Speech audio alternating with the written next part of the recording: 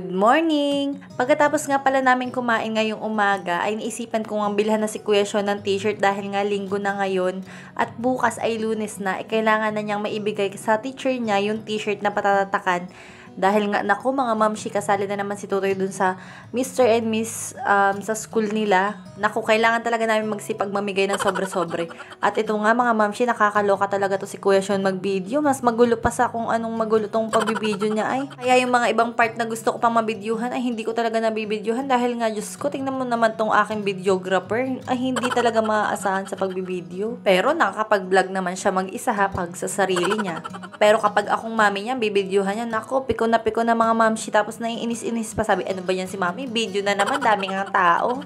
Bata pa nga lang itong anak ko, pero parang pasmado na sa paghawak ng cellphone, talagang nanginginig-ginig pa. Ito nga si Chantal, tingnan nyo naman, pumili ng kung anong pwedeng ilagay sa kanyang buhok. Eh, bago kami umalis ng bahay, kinausap ko na agad yan mga mamshi, sinabi ko na, t-shirt lang ang bibili na, t-shirt lang ni kuya, at wala nang iba kayong ituturo. Yung tipong ang layo-layo naman ito mga mamshi, bilihan ng fries, ay talaga natanaw pa nila na bukas nga daw, at sabi niya, yes, makakapag-price na kayo mami, bukas na yung bilihan. Dahil ilang araw na nga din kami nagpapabalik-balik dito, pero hindi namin matsyempohan na bukas. Kasi nga mga mamshi, diba sinabi ko sa inyo, dito lang may 20 pesos na price. Ayun lang yung afford namin na bilihin.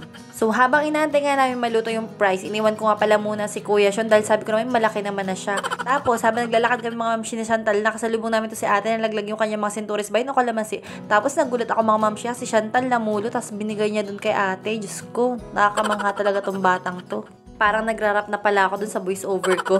So, dito nga lang pala ulit kami bumili ng tinapay sa palagi kong binibilhan mga mamshi. So, as usual, yung favorite ko na naman na parang hindi naman siya putok yung tinapay. Basta yung parang buo lang siya na monay, pero yung tinapay niya is parang putok. Ewan ko, basta yun na yun. Ang hirap i-explain kasi di ko naman kilala yung tinapay, basta lang ako bumibili. Tapos, sinuro nga pala ni Chantal itong pineapple pie.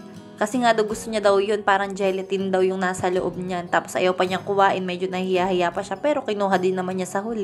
Tapos yan mga mamshi, pagkatapos namin bumalik na kami dito sa binibilhan ng fries. At ito nga si Kuya Sean, nakita ko ay sumelphone na naman ng sumelphone. At hindi pa nga pala luto daw yung fries. Barga-barga na nga ito si Chantal dahil ilang araw na nga namang hindi mapagbigyan sa gusto niya na fries. At yan na nga, for the waka piece pa nga dito sa aking camera.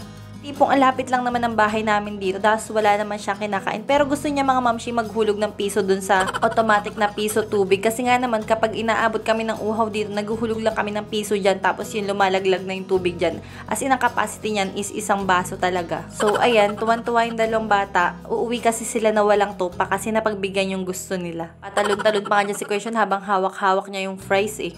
At pagdating nga namin dito sa bahay, naabutan namin ito si Daddy Sherwin, nagluluto na siya. Wow, talaga naman. Pagdating talaga mga mamsi sa gulay, hindi nyo kasi ako maaasahan. Kaya yan, palagi si Daddy Sherwin na nagluluto ng gulay namin. Ngayon, yung niluluto niya is gabi kasi nga minsan lang naman kami makakatiim ng gabi. Hindi naman sa sinasabi kong palagi masarap ang ulam namin ha. Kumbaga yung gabi is madalang namin magulay. Kinuha ko na nga din pala kaagad yung mga butas na pampasok na short ni Kuya Sean. Tapos dinry ko na nga kaagad yung binili ko rin na karayom kanina doon sa tindahan. Kasi nga, palagi ko na lang din talaga nakakalimutan bumili ng karayom. Kaya yung mga butas-butas dito, hindi ko na nga matahi-tahi. So, yun lang. Bye!